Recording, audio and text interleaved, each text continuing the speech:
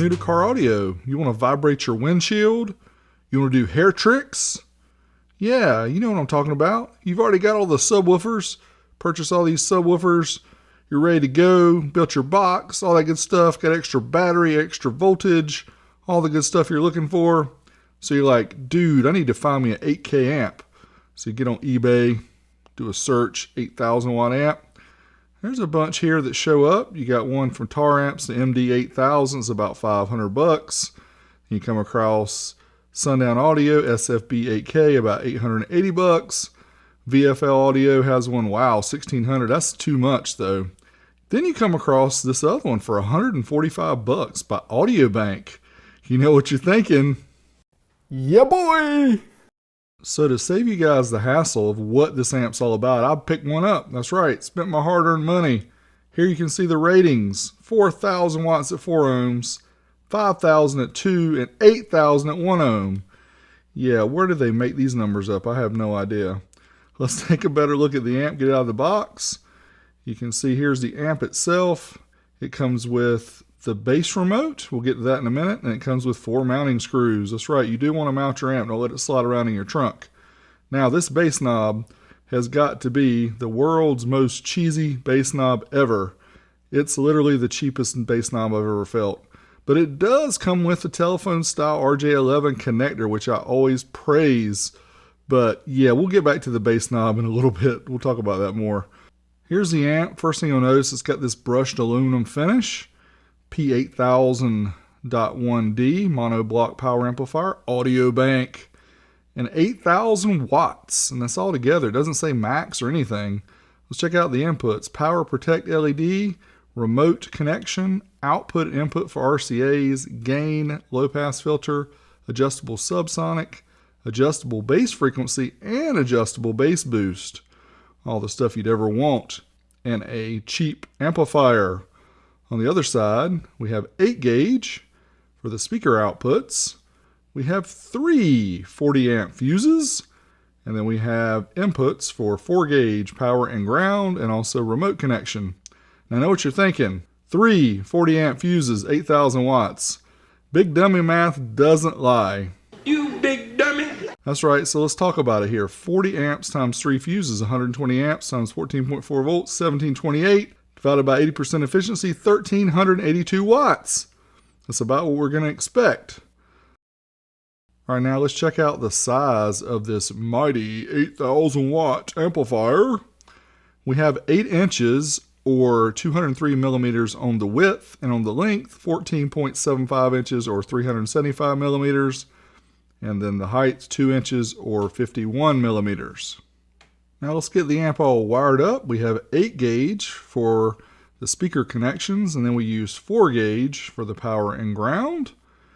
And we also use our Stinger RCAs, turn the amp on, fire up the good old SMD Demore Engineering Amplifier Dyno AD1. Let's do some RMS power output tests. Again, these are not maximum tests. These are RMS output tests. First up, 4 ohms. The amp is rated 4,000 watts. And smack your face and your mama, it ain't gonna happen. Start off with the certified test up to 1% THD. 576 watts, 14.32. Uncertified takes us up to the clipping point of the amp, which we expect a little bit more power. 597 at 13.9 volts. Dynamic, we're getting into the 600s. Check this out. 640 watts at 14.5. Now, I want to do a little bit more dummy math for you. Most Class D amps should give you between 75 and 85% efficiency, okay? What is efficiency? It's the ratio of the input versus the output power. So for example, if you have an amp that's 80% efficient, it requires 1,000 watts of input to produce 800 watts. Now let's look at this amp. We got 73.3% efficiency at 4 ohms, which is not that great for a Class D. Now let's try the 2 ohm test where the amp is rated 5,000 watts. And yes, maybe that's milliwatts because we're not getting anywhere near 5,000 watts. 952, 14.28, certified up to 1% total harmonic distortion. Uncertified test again takes us to the clipping point. We did get over 1,000 watts here. 1,048 at 14 volts. Dynamic sends a dynamic pulse into the amp. Simulates a quick bass note to the sub. And you can see 1,132 watts. Again, nowhere near that 5,000 watts it's rated. Efficiency, again, not good at all for a Class D, 68.5%. Now we're going to move on to the 1 ohm test. This is where the amp is rated 8,000 watts in your dreams. Here we go, certified. Got him! Got him! Yeah, that's right. Audiobank got him 1,300 watts in 1 ohm instead of 8,000. It's a big difference. Uncertified, we got almost 1,500, 1,487. And then dynamic actually got, here it is, a little over 1,800, closing in on 1,900 watts. Again, a long ways away from that 8,000 watts it's rated.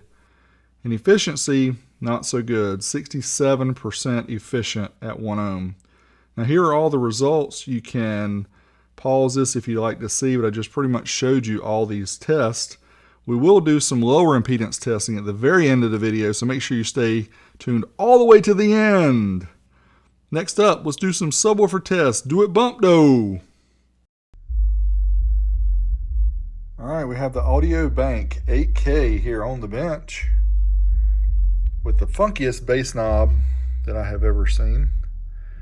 But we've already done all the tests, so we're gonna try it out with the subwoofers here. Savard High-Q 8-inch subs. We've got 4 of them. These are wired at a 1 ohm load. So let's try some thump here, see what we can get.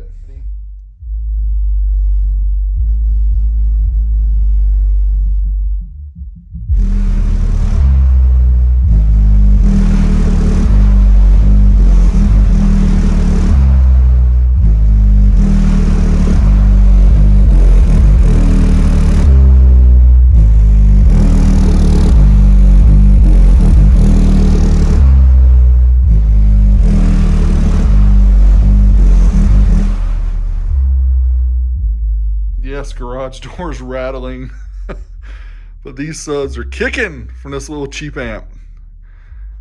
I'm a little bit impressed. I hate to say it, but I am.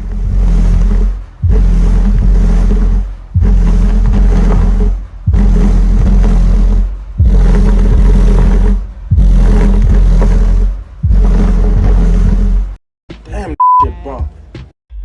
All right, let's check the Audiobank's temp. After running it hard on the bench, doing all the tests, and also running it with subwoofers, 102 degrees, so just a slight fever. Not too bad. Audiobank 8K. Right. All right, so it's always fun to watch the subwoofers flex. You just can't get over that, right? But we also like to see what's inside, what makes an amplifier tick. And I like to open up amps and talk about them and show them off, but I really prefer having somebody who is more versed in the technology and the slang. So we got Sam here from Bear Vids. He's going to talk about it. So tell us what's up about this amp here, Sam. When Derek emailed me this one through, I was really excited to give you guys an overview of this crazy amplifier. What we are looking at here is the pinnacle of modern amplifier circuit engineering. The monstrous TL494 chip over here controls the power supply section. It creates pulses for the MOSFETs which turn 12 volt DC into pulses of 12 volt that wake up the transformer.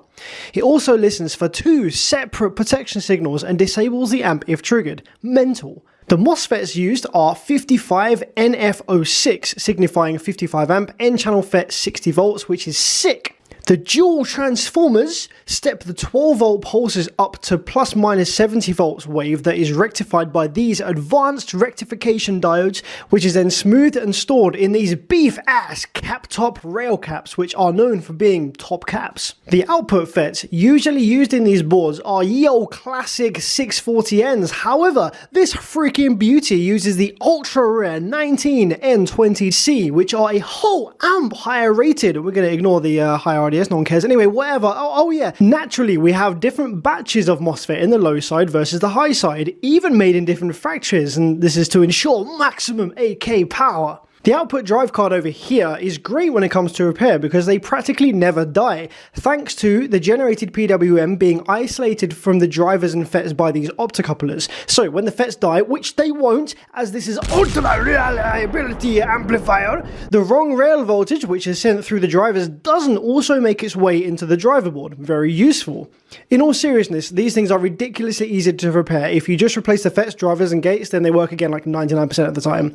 I had one like this last week though, which took out the FETs, gate resistors, 2X drivers, optocoupler, 5-volt regulator, rectifier diode, board trace, and the actual whole auxiliary wind on the transformer. Stank. But no, in case you hadn't realized, the sarcasm is strong on this one, and this is one of the most generic bullshit circuit designs you can get, dating way back to the early 2000s and featuring in amp brands such as the Loudest.com, AudioPipe, Sinus Live, Branson, Bassface, Vibe, Gravity, etc. You get the picture. Interestingly, this circuit design is also used in the likes of Digital Design's DM series, although built up a lot better. If we take a look at Perry's legendary amplifier repair guide, this design slots in under generic Class D Type 4, which truly shows how old these designs are. No offense, Perry. When Derek shot these photos over to me, I hazarded a guess of about 2150 watts RMS, 1 ohm, 14 volts with an average efficiency, which was almost bang on, so I slapped myself on the back for that. The only good thing worth mentioning is probably these little foam pads under the transformers and inductors to prevent rubbing on the main board. I don't see that all the time on these boards, so okay, cool, I guess. So to summarize, these are cheap Chinese Class Ds with underwhelming performance for their size, and you should only consider buying one if it's blown, hella cheap, and you want to learn how to start fixing car amps. And if you want to do 8K, you better throw in a volcano and hope that it gets struck by lightning on the way down. Big shout out to Sam there for doing that segment. And let's talk about the good stuff. First off, it's cheap. It's going to make your friends jealous. You can brag about having an 8K amp. It has a variable subsonic, includes the world's best bass remote. And you can bank on the lies. That's right. So what could be better with this amp? Well, less deception, more truth from the manufacturer, and the bass knob is garbage. Again, guys, those of us who've been in car audio for a while expect things like this. But people who don't know spend their hard-earned money on things like this because of these inflated ratings. I don't care what anybody says. This should not be allowed. This is pure deception, pure bait and switch. I'm glad you guys watch my channel and see all this stuff happening, but it still makes me mad. Till next time, Big D, I'm out of here!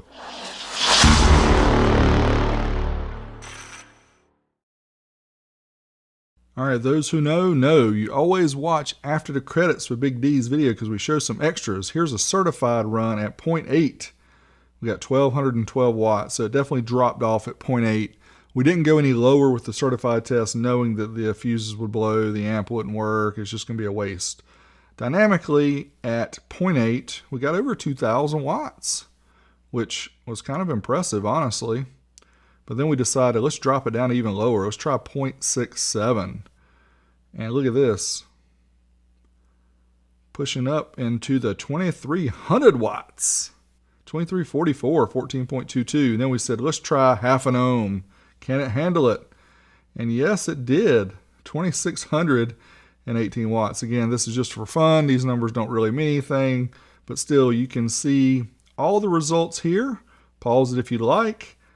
Then we'll let you hear some bass and check out some other videos. Till next time, you know where I'm at.